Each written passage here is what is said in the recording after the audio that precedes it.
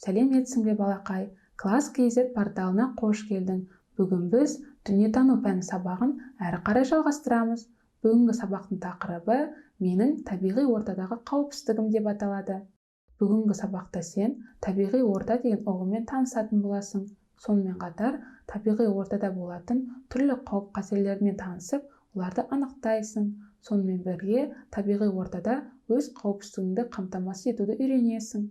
Өткен сабақта біз катаклизм деген ұғыммен таныстық. Табиғатта болатын құбылыстардан адам өміріне қауіп төндіретін апаттар болады. Міне осындай құбылыстарды катаклизм деп атаймыз. Катаклизм грек тілінен шыққан сөз. Грек тілінен аударғанда топан су деген мағынаны білдіреді. Бастау алатын құбылысына байланысты геологиялық және климаттық катаклизм болып бөлінеді. Ал енді бүгінгі сабағымызды бастайық. Адамдарды тау-тастар, ну-ормандар, жануарлар, өсімдіктер, мұхит пен теңіздер қоршап жатыр. Міне осылардың жиынтығын табиғи орта деп атаймыз. Адам мен табиғат үнемі тығыз байланыста болады. Бірақ сонымен қатар табиғи ортада адамның өміріне қауіп төндіретін қауіп-қатерлер де болады. Табиғаттағы қауіп-қатерлерге адам денесінің үшкір, шыны секілді заттардан жарақаттануын айтуға болады.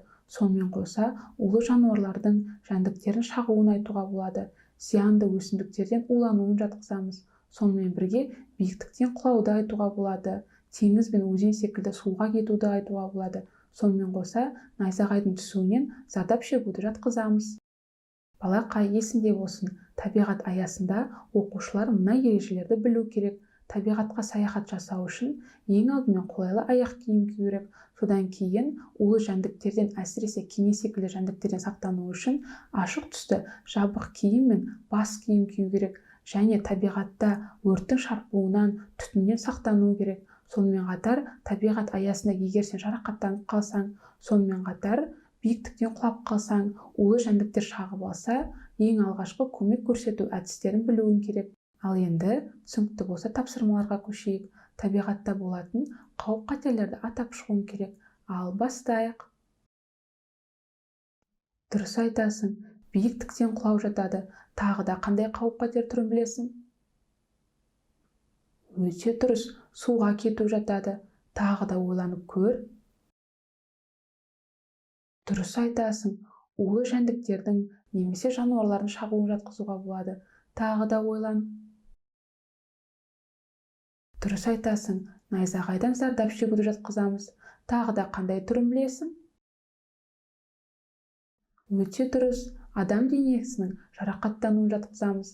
Тағы да ойланып көр. Бәрекелді, дұрыс айтасың. Зиянды өсімдіктерден улануды айтуға болады. Жарайсың. Енді балақай, келесі тапсырмаға көшейік. Табиғи ортаға нелер жатады деп ойлайсың? Ал ойлан. Дұрыс айтасың, түрлі өсімдіктер жатқызамыз. Тағы да нелер жатады? Өте дұрыс, ормандарды жатқызамыз. Тағы да ойланып көр. Жарайсың, мұхит, теңіз, көлдер жатады. Тағы да не жатады деп ойлайсың? Бәрекелді, жануарлар әлемін айтамыз.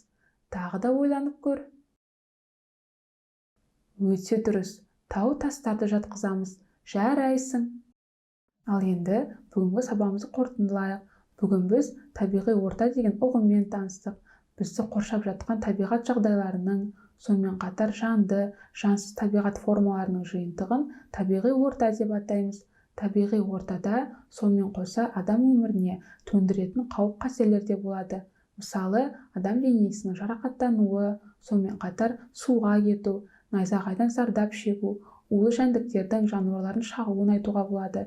Зиянды өсімдіктерден улануды айтуға болады. Осындай жағдайларда сақтық ережесін білуің керек. Менің бүгінгі сабағым аяқталды. Сабағым саған қызықты болды деп ойлаймын. Класс KZ порталында көріскенше, қош сау бол.